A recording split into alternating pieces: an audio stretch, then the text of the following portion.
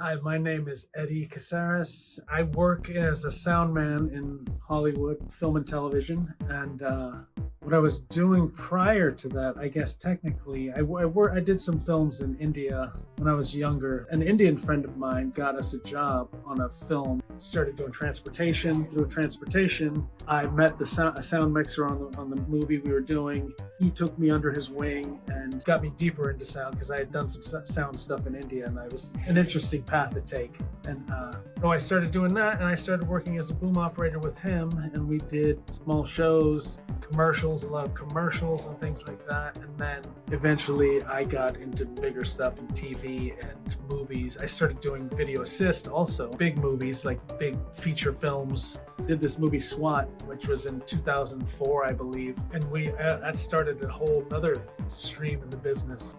And that was my entry into Hollywood. We did Mr. and Mrs. Smith. We did Beverly Hills Chihuahua. We went to Mexico for that one. That was a lot of fun. Shaggy Dog. That was a lot of movies. Maybe you can list. But I got tired of that and mostly went back into sound, doing sound and boom operating jobs because I liked being in the mix, working with the actors. I'm like right there with the actors, watching the performances. I can tell when it's a good performance. You just know. But so now I work in regular TV, mostly television. I do some HBO stuff. Just did Perry Mason last year. I did a thing for Apple TV called The Shrink Next Door with Paul Rudd and Will Ferrell. Terminal List with Chris Pratt. Now I'm doing Criminal Minds. You get shows. We call ourselves carnies with a dental plan. You do one show and then you move on to the next. It's a fun business. I was at one point doing a lot of cop shows, procedural stuff. I was doing Bones, first 2 seasons of Bones. I was doing other cop shows. What was it? Prime Suspect. And it was just such a similar process. A lot of network television, which was kind of a grind back then. Depressing stuff, like, baby in a dumpster kind of, drama. It's just kind of hard to work on sometimes, but do it and you get tired of it and it's like, same old stuff. I mean, you run into issues with people along the way, and it's about communicating and stuff. And some people don't do it that well, so you will, working in production, you'll run into that kind of, people are grumpy. Grips can be grumpy sometimes. I generally try and be a happy voice on set to try and keep things lively and funny or whatever. I did have an experience with Michael Bay one time. I went out to do a show with him, Pain and Gain, cover for a guy for the last 3 weeks of the show. And I went out there and he's like, he's all, don't worry. Well, the worst that can happen is you can get fired.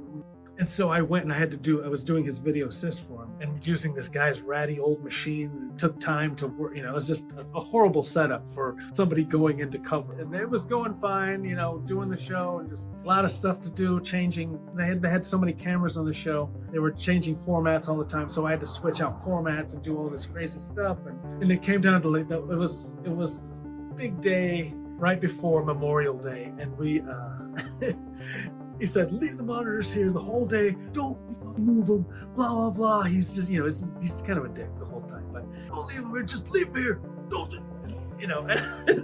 And so I go, okay. And I walk with him with a clamshell to see if he'd want to shoot some stuff. He's all, get the camera away, get that monitor away from me.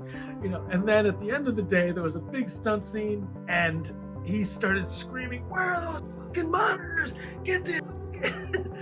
and all his ADs and staff grabbed the monitors and were pulling the cables and ripped the cables out of the monitors, and it was just a nightmare. And he started screaming at me the whole day. You damn, blah, blah, blah. Cursing me out, and it was like just, oh god, I felt like just calling him, punching the guy or whatever. But so I came back and just kept on trucking. He's just that way. That's just Michael Bay. He's an asshole.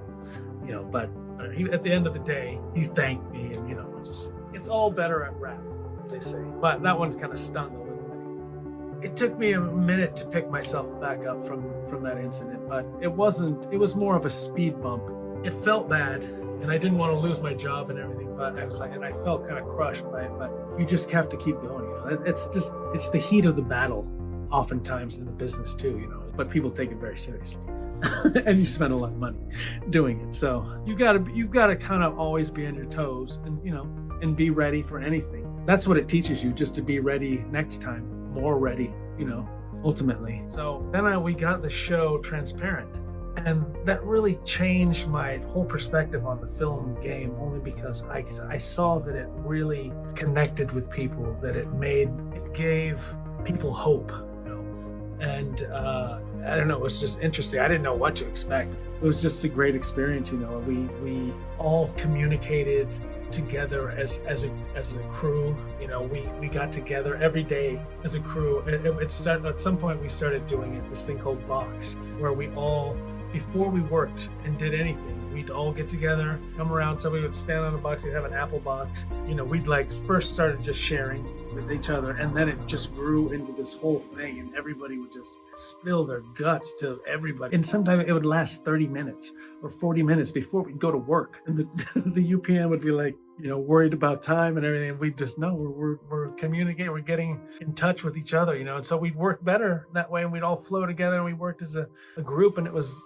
just a lovely experience, you know. We went on a cruise, did an episode on a cruise. We did all kinds of crazy stuff, and it was just really wonderful people, you know. I loved every minute of it, you know, working in the business, you know, growing my skills in the business, just, you know, learning to be a filmmaker, you know. And if people are interested in it, you have to really, you got to want it, I think. You know, it's not a business for everybody, but it is really enjoyable. There's so many jobs in the business, especially in Southern California. Anybody can do it, really. You just got to want it and work at it. You know, I mean, it's the craft. It's a craft. So it's a learned thing. And I think college is good, and it helps you get an idea of what you're doing and how the process works. But I think you really learn once you're in it, you know, and doing it. That's when you really get the grasp of it. Nowadays, anybody can do it, you know. So you just got to have content, you know, ideas. Ideas are key. Helps.